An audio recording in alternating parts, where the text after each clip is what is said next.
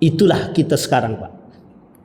Kacamata kita di sekarang, asal orang kasih kita duit, baik orang tuh. Padahal dia belum tahu, Pak, duit itu entah haram entah halal pun kita tak tahu. Bisa jadi dia cuci duit. Iya kan? Money laundry. Kayak kasus sekarang tuh. Apa kasus sekarang tuh? Masuk duit ke yayasan. Duit masuk yayasan. Duit korupsi masuk yayasan. Untuk dakwah. Pak, sekarang kita kasih kunci, Pak, ya. Ulama sepakat semua, Pak. Duit korupsi haram untuk yang Islam itu haram. Mau bangun pesantren dia, mau bangun masjid dia haram dari duit korupsi. Takunu baina yaday sa'ah fitanun aulahudna fitnatul ahlas thumma fitnatus sarra thumma fitnatud duhaima la tada' ahadan min hadhil ummah illa latamathu latmatan. Menjelang hari kiamat akan terjadi berbagai fitnah. Yang pertama fitnah ahlas. Yang kedua fitnah sarra. Yang ketiga fitnah duhaima. Fitnah duhaima tidak akan membiarkan seorang pun dari umat ini kecuali akan menimpanya. Hadis diriwayatkan oleh Sunan Abi Daud dan dinilai hasan oleh sebagian ulama-ulama hadis. Di dalam Al-Quran, walanabluwannakum bisyai'im walanabluwannakum bisyarri wal khairi fitnatun wa ilaina turja'un. Dalam surat Al-Anbiya ayat 35. Innama amwalukum wa auladukum fitnah. Sesungguhnya anak dan hartamu adalah ujian, fitnah.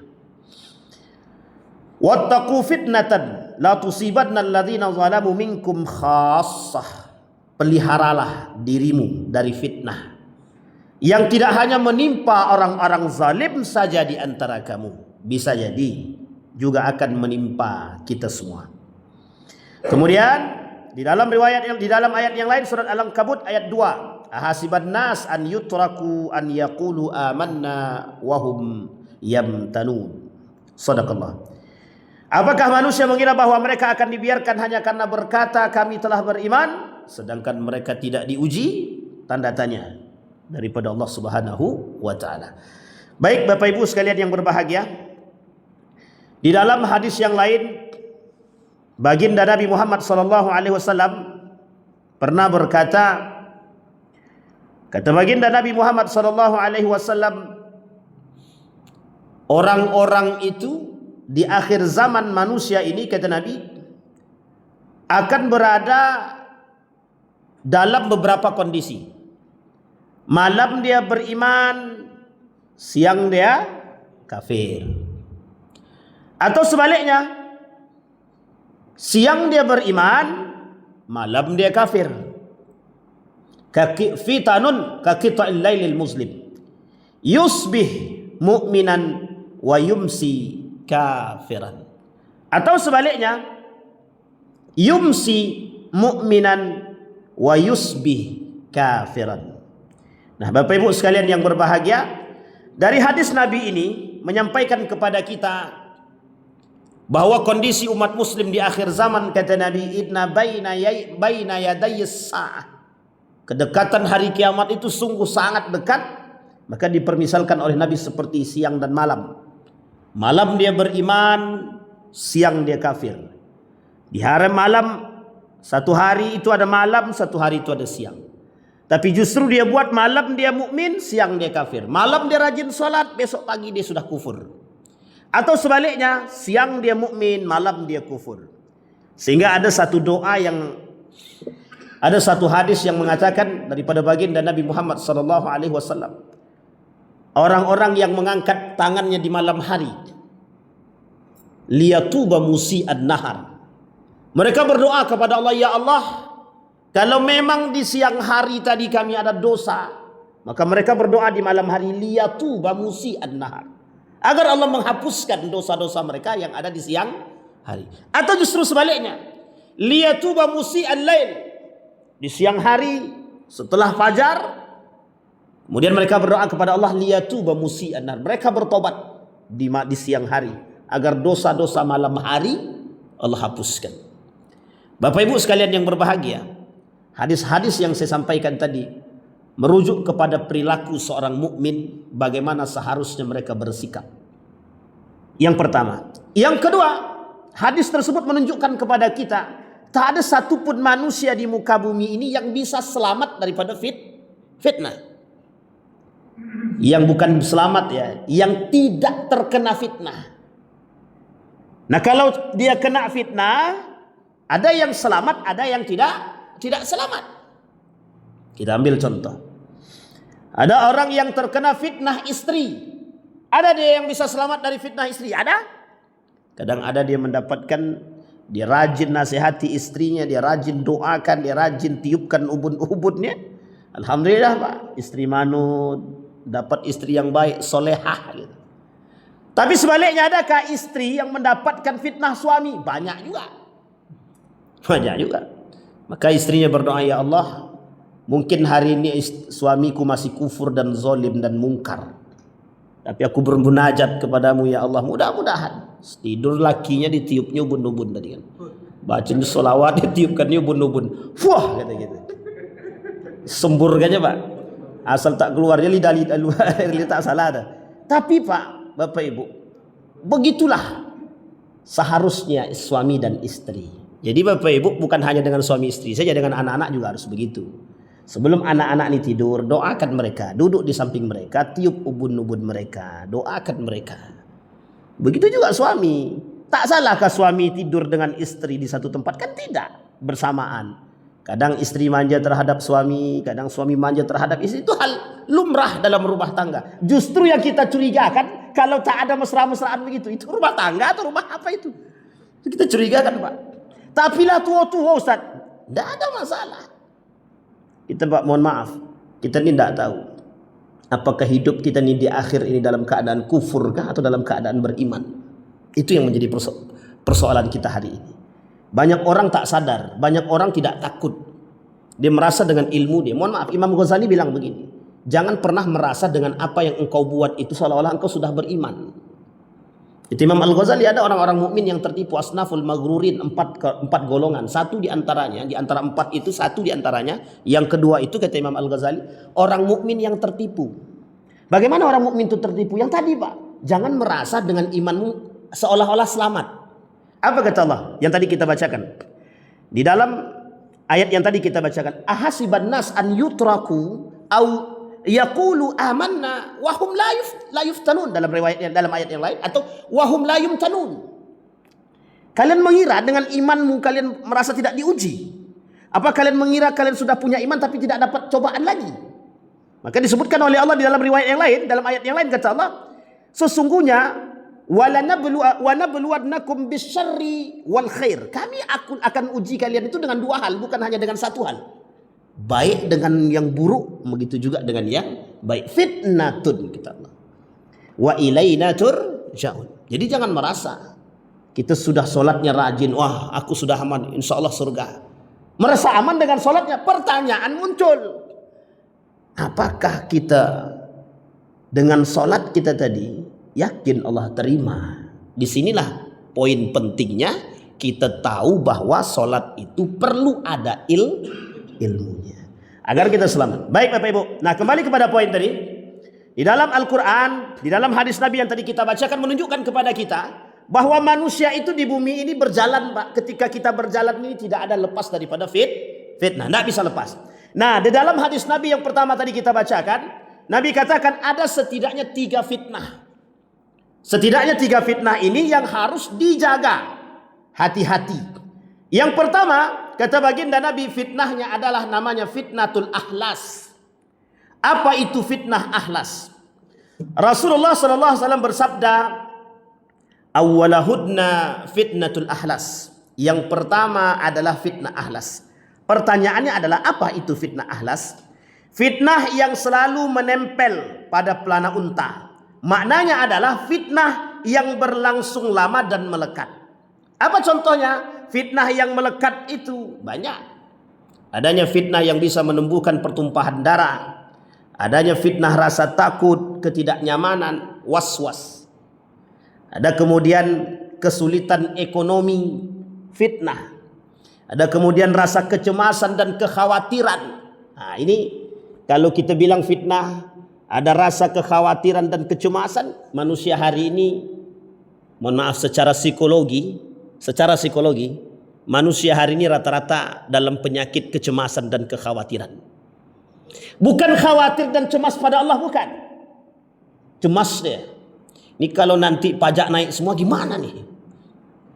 Kalau semua naik pajak, sudah beli kopi kena pajak, lahir kena pajak, beli sepatu kena pajak, potong kuku saja kena pajak. Nah, jadi kecemasan kita pada aspek bukan ketakutan kepada Allah, tapi kecemasan kita akan diri kita terhadap, mohon maaf, kehidupan kita. Kadang-kadang kita ini khawatir, cemas dengan keadaan yang, mohon maaf, seolah-olah kita ini melupakan adanya kekuatan Tuhan. Kita bicara akidah dan tauhid, Pak. Kita bicara akidah dan tauhid. Jangan kesampingkan dan jangan selewengkan kalimat ini meskipun tidak semuanya sepakat. Tapi yang perlu kita pahami adalah unsur akidahnya di sini. Allah itu tidak akan membiarkan umatnya dalam keadaan apapun. Seperti apapun keadaan negara ini, Allah tidak akan pernah melepaskan orang-orang yang beriman, Pak. Bahkan mungkin saja bagi orang beriman dimatikan oleh Allah ketika kondisi-kondisi yang sepenuh dengan fitnah. Tapi kebahagiaannya adalah orang yang mati dalam keadaan fitnah dengan memegang imannya, Allah janjikan surga tanpa ada keraguan. Bisa dipahami Bapak Ibu ya? Bukan berarti yang zalim itu boleh, tidak. Bukan. Kita berpikir dalam aspek, kita mengunci kalimat dalam aspek tauhidnya. Maka jangan salah. Nah, tidak perlu ada yang dicemaskan dan dikhawatirkan. Tetapi berbuat untuk melawan kezaliman itu penting. Berbuat untuk melawan kezaliman dari aspek ekonomi, kesejahteraan, ketidakadilan, ketidakstabilan, ketidakdamaian dan lain sebagainya. Boleh, wajib. Wajib. Melawan wajib. Bukan arti menunggu kemudian, ya Allah aku pasrah dengan apa yang terjadi. Nak mati-mati tak. Tidak bisa. Bukan begitu yang dimaksud. Yang dimaksud adalah berbuatlah. Maka apapun keputusan akhir dari hasil ikhtiar perbuatan kita, itulah yang disebut dengan tawakal. Hasil daripada menyerahkan segalanya setelah kita berikhtiar kepada Allah. Itu yang pertama. Fitnah, kecemasan, kekhawatiran, kekurangan ekonomi, kemiskinan. Wala nabluwannakum bisyai'in minal khauf wal ju' wa naqsin minal amwali wal anfusi was samarat wa basyiris kalimat akhirnya indah. Wa basyiris sabirin. Dan ini ada kaitannya dengan hadis Nabi. Kata Nabi, ekstra kesabaran itu bukan dulu. Ekstra kesabaran itu sekarang. Bapak Ibu tengok kan? Semua dipajak. Bahkan mau dikejar sampai ke rumah yang tidak bayar pajak. Artinya, mohon maaf, artinya ketika pajak itu diambil dengan sedemikian caranya terhadap masyarakatnya, perlukah masyarakat mempertanyakan di mana letak kesejahteraan bagi kami yang membayar pajak? Boleh tidak kita pertanyakan begitu? Boleh sangat. Bahwa kita sebagai seorang rakyat. Bapak Ibu perlu saya kasih ini sudah kami bahas di musola Hidayah kalau saya tak salah. Nah, itu masih ada saksinya PRT itu. Jadi Bapak Ibu, pajak itu kalau dalam Islam hukumnya itu disampaikan oleh Nabi dalam hadisnya itu, la yadkhulul jannah sahibal maksi. Tidak masuk surga itu tukang tarik pajak itu. Tapi jangan dipelintir ya. Bahaya udah Pak RT. Betul Pak, itu hadisnya sahih. Sepakat semua ulama itu tentang hadis ini. Sepakat Pak. Pengamat sosial semua sepakat tentang ini. Yang sosial muslim ya, muslim sosial. Itu sepakat. Ulama-ulama hadis itu sepakat bahwa hadis ini sahih. Dan artinya sama persis. Tidak masuk surga tukang tarik pajak tuh. Dan ada yang terkait di situ, ada yang makan pajak yang bukan pada haknya, pengelolaan pajak yang tidak pada tempatnya, korupsi duit pajak, masuk semua di situ. Cuma adakah model-model pajak yang lain dalam Islam itu? Setidaknya ada 5 setidaknya. Ada kharaj, pajak tanah. Ada kemudian ghanimah, pajak harta rampasan. Harta rampasan maksudnya. Harta rampasannya ada 3. Ada fai, ada dia anfal, ada dia namanya ghanimah. Ada lagi bea cukai. Bea cukai nama bea cukai ini usur. Ada lagi namanya jizyah. Jizyah ini namanya pajak untuk orang non muslim, orang kafir dalam tanggungan kita. Nah, ada yang terakhir namanya doribah. Dan doribah ini tidak dibenarkan dalam Islam, pajak yang diambil dari rakyatnya. Kecuali 5 hal. 1, kondisi keuangan ekonomi yang carut marut, yang tidak sama sekali stabil. Yang kedua, hanya diambil dari orang-orang yang kaya, bukan dari orang yang tidak mampu. Yang ketiga, wajib disalurkan untuk memberikan keadilan, kedamaian, pembangunan yang merata dan adil. Yang keempat, ini dalam Islam ya, dalam Islam. Kita bicara dalam Islam. Dan ini juga yang disampaikan oleh Muqaddimah Ibnu Khaldun. Ini juga disampaikan. Yang keempat, pajak boleh diambil dari masyarakat pada kondisi-kondisi tertentu. Itu tidak bisa. Dan terakhir yang kalimat, tidak ada istilah wajib tetap pajak, itu tidak ada. Bisa dipahami Bapak Ibu ya? Ini kalau kita bicara agama. Nah, sekarang kalau kita tengok di negara kita ini bukan persoalan pajak lagi. Kalau pajak bumi bangunan selesai Pak, PBB itu. Oke. Dan itu dibenarkan dalam Islam, ada namanya kharaj. Ilmuwan muslim pertama yang menemukan teori ini namanya Abu Yusuf. Di masa dinasti Abbasiyah, di periode pokoknya pertengahan. Lahir itu Pak, ulama besar namanya Abu Yusuf. Saya punya bukunya tebal sebegini. Isinya tentang perpajakan Pak. Dan dipakai di dunia internasional nih persoalan pajak bumi ini. Kecuali orang-orang Eropa yang tidak mau mengakui siapa sebenarnya Abu Yusuf itu. Tapi hari ini mereka mengakui. Ini poin penting Pak. Nah, kembali kepada poin tadi. Maka Bapak Ibu sekalian yang berbahagia, ketika kita berbicara tentang persoalan fitnah, kita berada dalam kesabaran yang harus Pak, yang sangat. Hari ini mendidik anak sulit Pak, takut kita. Nah, ketakutan kita dalam mendidik anak hari ini perlu ekstra kesabaran. Anak tidak bisa dididik karena memang kondisinya dia sudah terpengaruh oleh kondisi lingkungan. Maka perlu kesabaran yang ekstra untuk mendidik. Makanya sahabat Nabi itu pada masa Nabi, kesabaran mereka dengan sekarang itu berbeda Pak ganjarannya. Imannya pada masa Nabi dengan sekarang itu ganjarannya berbeda Pak, sangat berbeda. Apalagi setelah Nabi. Setelah kondisi berubah daripada runtuhnya Turki Utsmani sampailah akhir zaman hari kiamat nanti, itulah Pak kondisi umat muslim yang sesungguhnya. Yang disebut dengan kesabaran penuh dengan ekstra tadi. Sangat ekstra sekali Pak. Tengok depan perempuan tak berhijab. Tengok belakang telanjang. Tengok belakang lagi diskotik. Tengok samping kiri biliar. Samping sana judi. Samping situ laga ayam. Di mana tempat maksiat semua? Dosa semua. Sementara kondisi kita mohon maaf tidak dalam kekuatan yang baik. Berdiri sendiri seolah-olah ingin merangkul mereka, mati kita Pak. Kata orang itu. Maka apa yang terjadi pada saat itu? Disitulah berdakwah dengan penuh kesabaran. Makanya Bapak Ibu, dakwah itu bukan ustadz. Dakwah itu bukan untuk ustadz dakwah itu untuk semua Jadi kita semua nih tuntutannya dakwah. Wal takum minkum ummatun yad'una ilal khair, kata Allah. Kalian itu umat-umat terpilih yang memang diperintahkan untuk berdakwah. Kita semua yang mengaku muslim. Siapapun. Bang Raja wajib dia berdakwah Pak di SDM situ. Apalagi di SDM itu kan Bang, banyak betul tuh sumbernya itu. Entah sumber apapun kita tak tahu tuh Pak. Nah, itu tugasnya Bang Raja itu. Jangan ada yang koruptor, jangan korupsi. Duit harus jelas. Begitu Pak, semua begitu. Tak bisa. Apalagi setiap kita nih yang sadar tuh cuma sedikit. Makanya orang hari ini Pak, kalau dalam satu instansi tuh, alah sok suci kau, yang lain aja kayak gitu dia. Jadi seolah-olah orang baik itu sudah sok suci. Maka ketika kita berada sendiri, jangan pernah merasa capek. Itu yang pertama, namanya fitnah ahlas. Sekarang fitnah sarra. Yang kedua, thumma fitnah tasra, kata Nabi.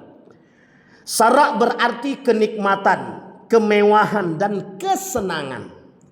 Para ulama menjelaskan makna fitnah ini berupa satu, melimpahnya harta dan kemakmuran. Yang kedua, manusia lalai karena cinta terhadap dunia.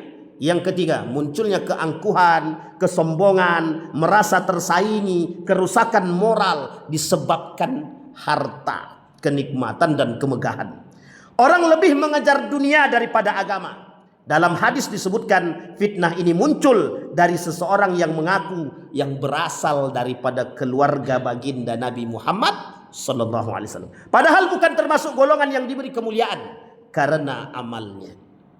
Saya tidak mengerucutkan pada aspek tertentu.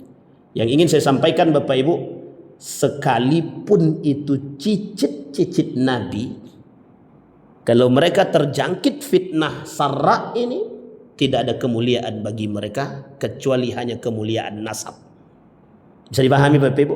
Ustaz, ada di situ Ustaz, cucu Nabi, kami berguru kepada dia Ustaz, tapi kok agak melenceng sedikit Ustaz. Ya jangan berguru. Contoh, jadi jangan, mohon maaf Bapak Ibu, mohon maaf, menghormati mereka sebagai kemuliaan nasab itu tidak ada masalah. Memang begitulah anjurannya Pak. Memuliakan seseorang karena keturunan Nabi, memuliakan dia karena nasabnya, itu bagus. Tapi mohon maaf, amal tetap amal Pak. Mau cucu Nabi dia, cicit Nabi dia Pak, kalau bermaksiat dia jangan dibenarkan Pak. Mau cicit Nabi dia sombong, dia angkuh, dia jangan dibenarkan. Tidak bisa Pak. Kalau menyimpangkan urusan agama jangan diikuti Pak. Mau cicit Nabi jangan. Tapi kalau benar silahkan diikuti. Bisa dipahami Bapak Ibu ya. Jangan pula kita fanatik. Oh ini kita harus, karena meski tidak apa-apa sesat tak sesat urusan dia, yang penting kita tetap harus bersamanya. Tidak bisa. Jangan bersama kesesatan dan kezaliman. Jadi karena cucu cicit Nabi bermegah-megahan dia, maka kita ikut pula bermegah-megahan. Tidak bisa. Surga bukan hanya tempat cicit-cicit Nabi saja Pak. Surga itu ditempati orang-orang yang beramal soleh.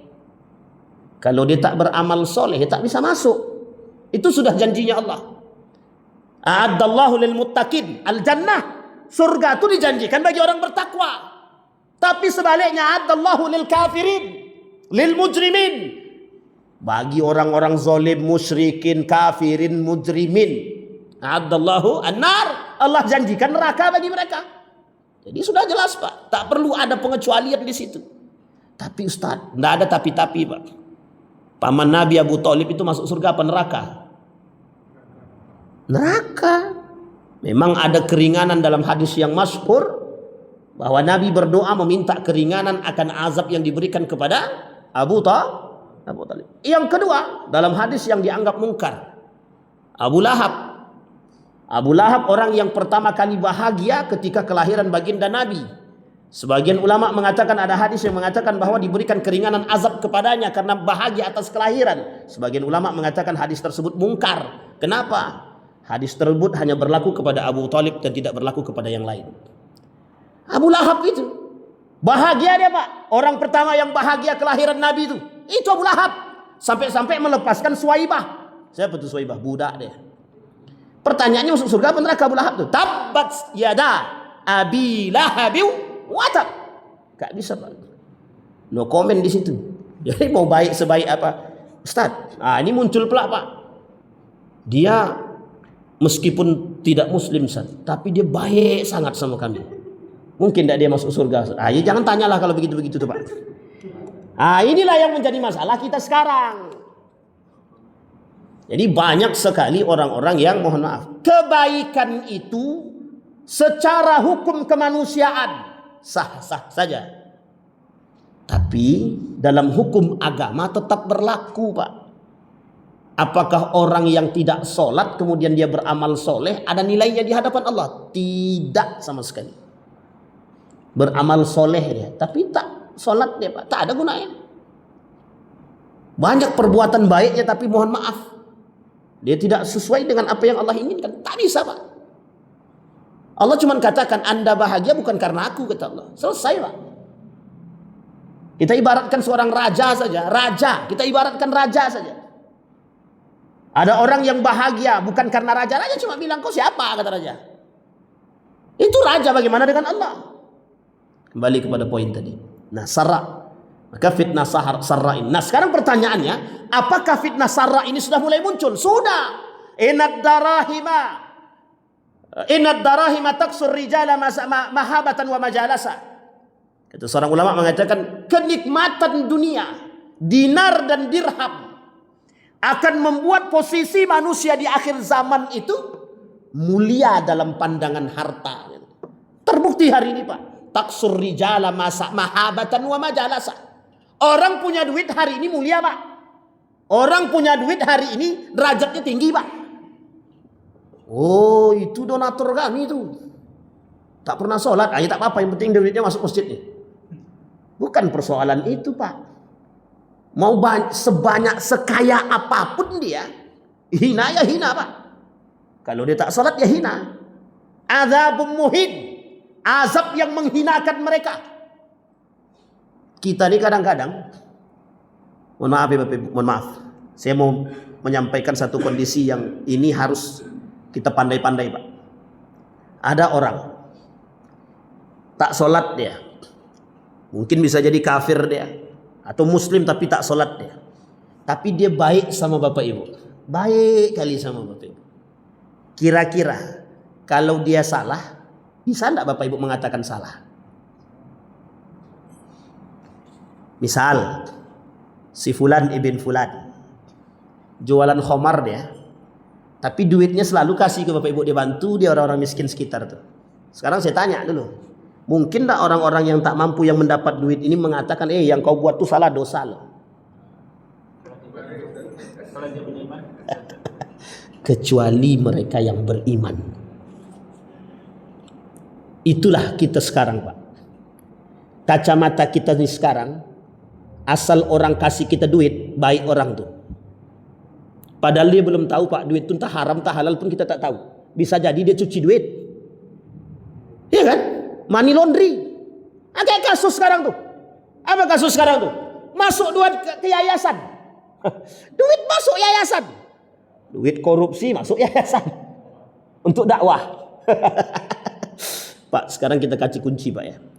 Ulama sepakat semua Pak. Duit korupsi haram untuk yang Islami itu haram. Mau bangun pesantren dia, mau bangun masjid dia haram dari duit korupsi. Sekarang dakwah apa lagi? Pakai yayasan. Ini kalau Ustaz Mawardi tahu Pak, ketawa habis dia. Habis. Maka mohon maaf Bapak Ibu sekalian yang berbahagia. Ada satu hal yang harus kita ingat. Jangan menormalisasikan kejahatan hanya karena dia baik terhadap kita. Itu yang sulit bagi kita hari ini Pak. Tidak bisa Ustaz. Dia baik kali sama kami. Nanti kalau dia tak baik lagi, kami tak dapat lagi. Bisa dipahami Bapak Ibu? Kami tak dapat lagi. Dia tak cipratkan kami apapun lagi. Maka inilah yang menjadi persoalan kita sekarang. Makanya ketika Harithan Sudibyo masuk masjid pakai peci, banyak yang cium tangannya Pak. Serius. Makanya itu yang disebut dengan Imam Al-Ghazali tadi. Innad darahima taksur rijala mahabatan wa majalasa. Dengan duit bisa membuat orang terhormat. Duit. Ingat kalimat selanjutnya Pak. Ada kalimat selanjutnya itu tulisannya dalam syair tersebut. Kalaupun orang ini, orang-orang seperti ini, salah dia tetap betul. Tapi sebaliknya, kalau dia orang miskin, tak mampu dia, orang miskin dia. Kalau dia berbicara betul, bisa salah. Kenapa? Karena dia tidak bisa membayar. Maka kata Imam Al-Ghazali, orang itu kalau sudah dengan urusan duit tadi, mulia dia Pak. Sangat dihormati. Oh silakan Pak masuk Pak. Soft depan aja Pak. Kita tanya, siapa itu? Donatur. Ya Allah ya Rabbi. Mohon maaf Bapak Ibu. Yang bisa menilai seseorang itu bukan dari duitnya Pak. Nilailah dia dengan imannya. Orang beriman tidak mungkin tidak rajin bersedekah, Pak. Kalaupun dia tak punya duit, dia akan sedekahkan jasa dia, Pak. Jadi jangan tolak ukur dunia ini dengan duit. Sudah banyak para psikolog itu mengatakan tak ada sama sekali kaitannya kebahagiaan itu dengan harta. Tak ada sama sekali. Sama sekali tidak. Banyak psikolog yang mengatakan tidak ada kaitannya kebahagiaan itu dengan harta. Tak ada. Tapi tidak sedikit ulama dan psikolog yang mengatakan kaitan kebahagiaan dengan agama. Tidak sedikit. Termasuk para psikolog Islam itu. Para pakar psikolog yang beragama Muslim itu. Sampai mereka berani mengatakan demikian. Jadi tidak ada kaitannya, Pak. Jangan mengira dengan kebahagiaan dunia itu didapat hanya karena harta. Kaya dia. Saya sudah sering ceritakan, Pak. Di mana-mana saya pernah ceritakan. Dan saya bertemu langsung, Pak. Ada orang kaya mampu beli apapun, pakai sendal bagus sedikit, kakinya langsung langsung keluar bengkak-bengkak gatal-gatal begitu. Tapi pas pakai sendal swallow sembuh dia, Pak. Tahu apa itu sendal swallow kan? Pakai sendal swallow yang harganya 10.000 itu 20.000, kakinya sehat, Pak. Pakai sendal naik sedikit harganya, yang berkulit-kulit tuh langsung cacaran dia. Coba bayangkan. Ada orang begitu? Ada. Ada orang tak bisa tidur di atas kasur, Pak. Ujung-ujung tidur di atas karpet gitu, Pak. Banyak. Bukan mereka tak mampu. Begitulah. Artinya, Bapak Ibu sekalian yang berbahagia, ada satu hal yang lucu dulu saya temukan itu. Beliau punya mobil, tapi asal naik mobil muntah. Jadi ujungnya naik apa? Naik kereta api. Jadi kalau pergi kemana-mana pakai kereta atau pakai motor, asal naik mobil muntah. Asal naik mobil apapun muntah. Padahal dia punya mobil. Maka anaknya kalau ngantar dia terpaksa ngantar pakai motor, Pak. Kalau enggak, kalau dia mau berjalan jauh, diantarlah pakai kereta api atau naik pesawat. Ada orang kaya yang tak bisa naik pesawat sama sekali. Ada. Jadi kebahagiaan itu bukan terletak pada harta. Bahkan ada seorang yang mengaku merasa menyesal dalam hidup dia. Aku kira anak-anak sukses itu membuatku bahagia, kata dia. Pas istri dia sakit, 3 anaknya yang sukses di luar negeri, 1 pun tak ada yang bisa balik. Nangis dia, Pak. Nangis dia. Ditariknya semua buku-buku dia. Dia nulis buku bagaimana sekolah di luar negeri, mengambil beasiswa. Banyak orang yang tertarik dengan buku dan banyak orang yang berhasil karena membaca buku tersebut. Kemudian hari dia tarik, Pak, dia tarik. Apa alasannya? Ketiga anaknya di luar negeri, ketika ibunya meninggal 1 pun tak ada yang bisa datang. Coba. Apa dia kata? Semuanya diwakafkannya, Pak. Dibuangnya buku tadi atau pokoknya tanah-tanahnya diwakafkan. Dibangunlah pesantren di Depok itu. Dibangun pesantren. Baru dia terasa betapa pentingnya. Itu mungkin Bapak Ibu tak kenal orangnya. Tapi sekarang saya sebutkan nama orangnya. Bapak Ibu pernah kenal dengan nama Habibie. Pernah kenal dengan nama Amin Rais. Apa mereka katakan? Betapa menyesalnya kenapa anak-anakku tidak ada yang tahu, tidak ada yang belajar agama. Tidak ada yang bersekolah di pondok pesantren. Apa kata Habibie? Habibie mengatakan begini. Ini pernyataan Habibie langsung. Ketika Habibie menyesal, ketika anaknya tidak ada yang 1 pun bisa, yang tidak mengerti agama. Artinya tidak belajar agama.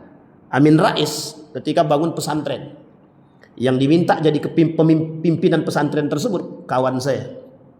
Amin Rais cerita dengan kawan saya ini. Kawan saya ini alumni Mesir. Dia bilang begini, aku tak punya anak yang sekolah di pesantren. Alangkah sedihnya hati ini, di akhir hayat, di akhir kehidupan seperti ini, kami bangun pondok yang mengurus pondok orang lain. Coba bayangkan. Saya, Pak, sedihnya bukan main. Saya sudah bilang sama diri saya sendiri, kalau bapak meninggal saya harus sholatkan. Dilalah takdir Allah lain, Pak. Saya berada di Mekah, di Madinah, bapak saya meninggal. Tahu Bapak Ibu apa yang dikatakan ketika kami pindah dari Jogja itu? Apa kata dia? Baliklah. Kalau kau tak balik, nanti aku mati kau tak jumpa, tak ketemu. Itulah alasan saya pindah dari Jogja ke sini, Pak. Dari Jogja ke Pekanbaru atau ke Riau, ini tuh alasannya. Sampai saya ke sini, beliau meninggal, saya sedang di Madinah, Pak. Dan ketika saya sampai ke Riau ini, dari Madinah saya balik, itu Kerinci banjir, Pak. Hanya bisa ditempuh dengan kapal, Pak. Coba bayangkan. Begitulah kita yang ngerti agama pengen nyolatin orang tua saja. Kalau Allah berkehendak tidak. Akhirnya yang dapat keuntungan itu siapa? Adik saya.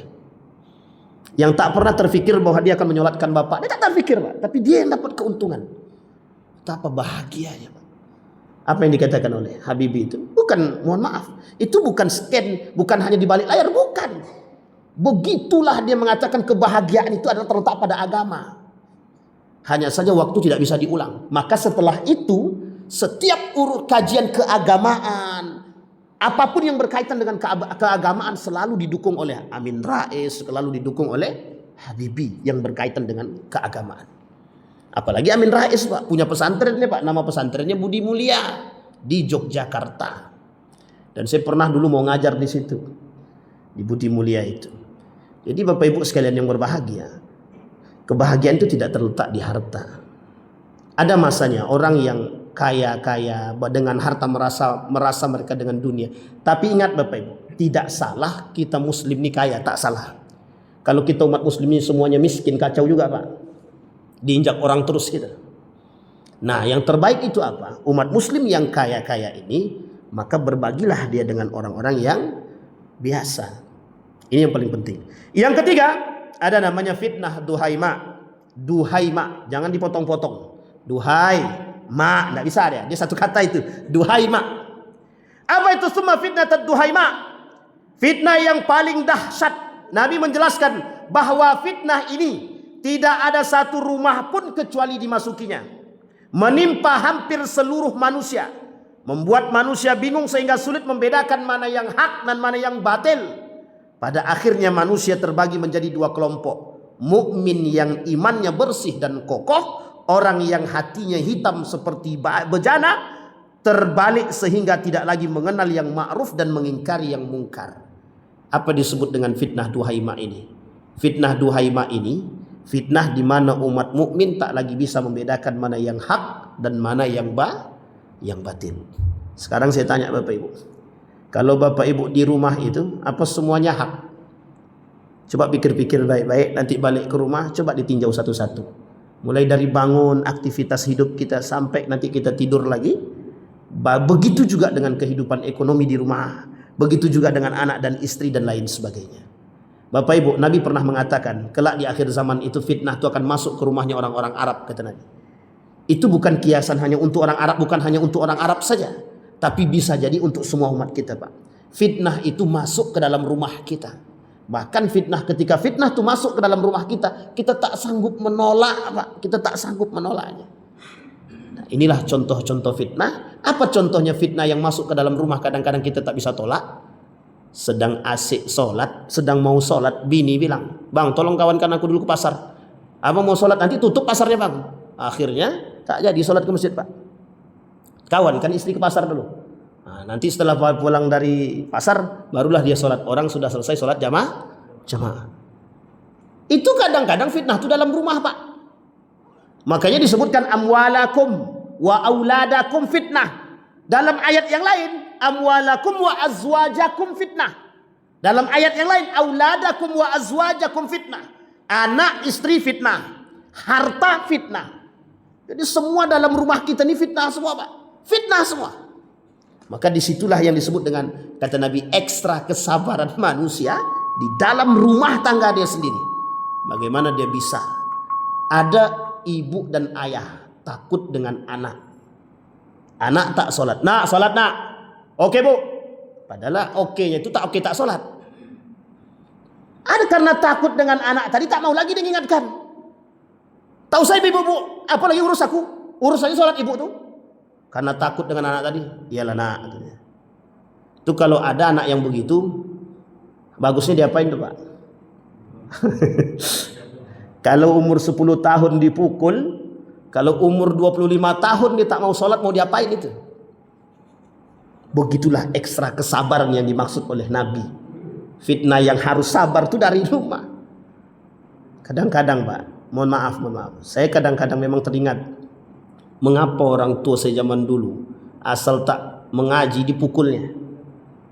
Saya sedang ngaji Pak, Ibu saya yang ngajar ngaji, dia di atas kasur. Salah sedikit, pak, begitu kan dia. Balik, maghrib, sholat ke masjid, ngaji. Sementara dia belum tentu ke masjid apa tidak. Mohon maaf Pak, tapi kenapa dia tetap masih keras? Anak zaman sekarang tak bisa begitu Pak. Bapak aja tak ke masjid, ngapa aku masuk masjid? Kacau Pak kita debatnya Pak. Itu anak zaman sekarang. Kalau anak zaman dulu Pak, mohon maaf, mungkin ada satu dua Pak. Tapi jarang kita temukan yang betul-betul membantah dengan sangat terhadap orang tua itu. Maka kasus pembunuhan orang tua itu jarang kita temukan Pak. Sekalipun ketika itu televisi itu banyak. SCTV sudah ada, TVRI ada lagi tinggi-tingginya. Tapi kita tak temukan berita anak yang membunuh orang tua karena harta, karena motor, karena tidak Pak, jarang. Bahkan kalaupun ada satu dua, hari ini beritanya itu saja Pak. Uniknya lagi cuma gara-gara tidak diberikan paket, bapak ibunya dipenggalnya. Coba bayangkan. Dan uniknya lagi berita kayak gini ditampilkan gitu loh. Bisa dipahami Pak. Itu fitnah Pak. Fitnah kita. Begitulah keadaan kita sekarang.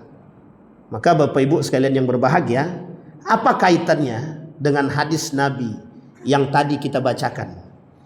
Badiru bil a'malis saleh, kata Nabi. Bersegeralah kalian beribadah, beramal soleh.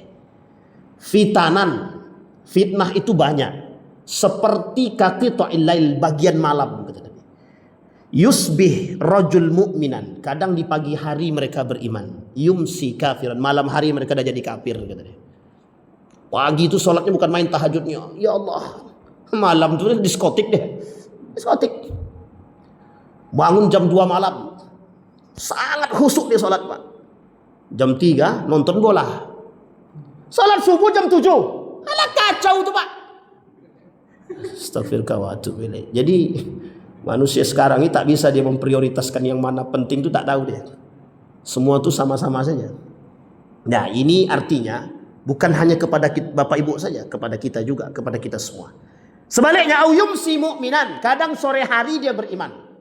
Wa yusbih kafiran, malam hari dia jadi kafir. Yabi'u dinahu bi'aradin minad dunya. Mereka tak sadar telah menjual agama mereka nih dengan harga yang sangat murah sekali. Artinya Pak, Bapak Ibu ganti itu yang seharusnya sholat subuh tepat waktu, gara-gara bola tadi tak jadi tepat waktu. Itu belum gara-gara judinya Pak. Kalau sempat kalah judi pas Piala Dunia kemarin, stres langsung dia Pak. 350 juta melayang kan gitu.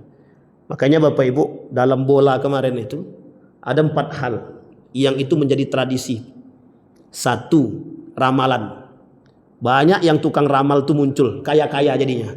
Jadi kaya Pak. Jadi makanya saya bilang orang peramal pada saat itu, makanya tukang ramal ini kaya musiman. Kaya musiman. Musimnya kapan? Pas Piala Dunia tuh kaya betul tuh Pak. Tukang ramal dicari itu Pak. Mana kau ramal siapa? Argentina atau Spanyol? Wah, Spanyol juara.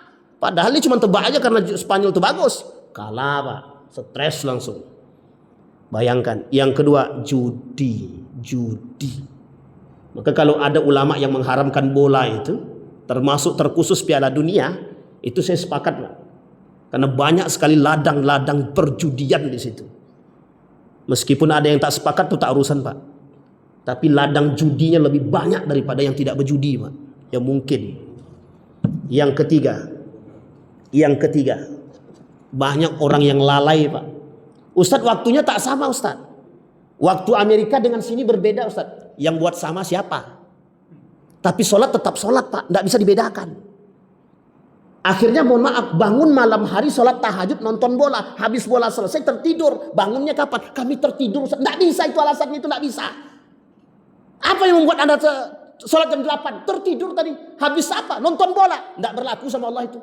Sama sekali tidak berlaku itu. Bisa dipahami Bapak Ibu? Dan yang terakhir, yang keempat Bapak Ibu.